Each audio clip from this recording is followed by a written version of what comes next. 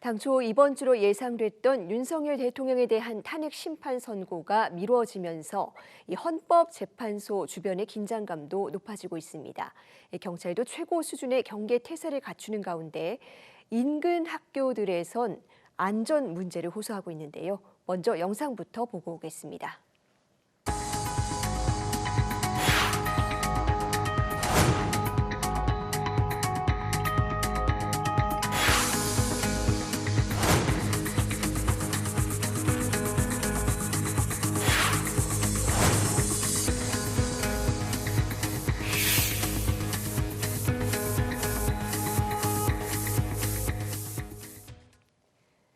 네, 취재 기자와 지금 상황 자세히 짚어보겠습니다. 송성환 기자 나와 있습니다. 어서 오세요. 안녕하십니까?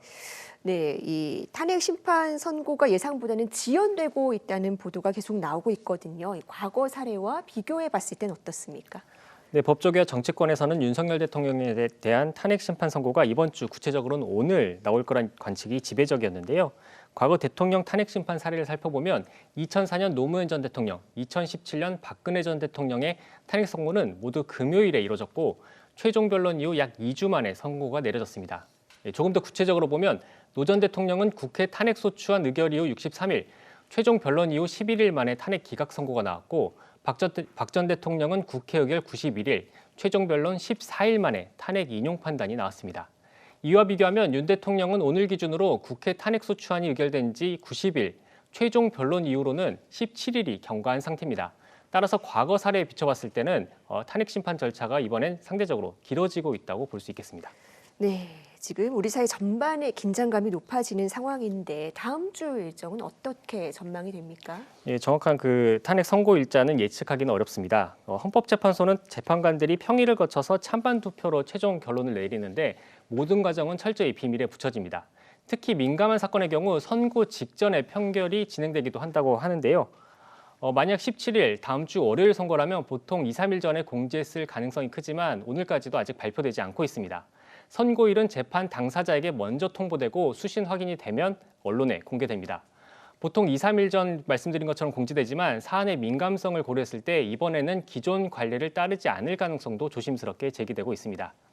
이렇게 긴장감이 높아지면서 경찰도 헌재 주변 경비를 강화하고 있습니다. 현재 일반인의 헌재 정문 앞 통행을 차단하고 있고 헌재 직원과 기자 등만 신분증 확인 후 출입이 가능한 상황입니다. 또 바리케이트와 원형 철조망 등이 추가로 설치되고 있고 230여 명의 기동 순찰대가 배치되었습니다. 경찰청은 탄핵 선고 전날 서울경찰청 의료비상, 선고 당일에는 전국 가포비상을 발령할 예정입니다. 네, 최고의 경비 태세를 유지하겠다는 건데 그런데 지금 또 하나 걱정이 되는 부분이 이 헌법재판소의 위치 특성상 주변에 교육기관도 참 많이 있습니다. 학교도 10곳이 넘게 있는데 대비가 필요해 보입니다. 맞습니다. 서울시교육청은 선고 전날과 당일 헌재 주변의 학교 11곳에 임시 휴업을 결정했습니다. 유치원 2곳과 초등학교 3곳, 특수학교 1곳은 선고 당일과 전날까지 휴업에 들어갑니다. 중학교 2곳과 고등학교 3곳은 선고 당일에 임시 휴업합니다. 또 학교 주변에 인력을 배치해서 등하교 안전도 책임지겠다는 방침인데요. 정근식 서울시 교육감도 오늘 아침 헌재 인근 학교들의 통학로를 찾아서 현장을 점검했습니다.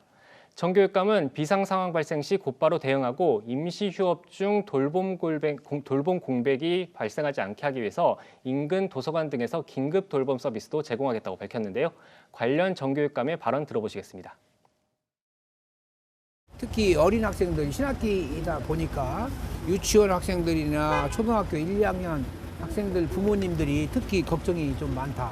경찰, 소방 여러 기관들과 MOU를 체결을 해서 최대한 안전을 확보하기 위해서. 네, 선고일이 확정되면 뭐 전후로 하루 이틀 휴업을 한다고는 하는데 헌재 주변이 지금도 너무나 혼란스럽지 않습니까?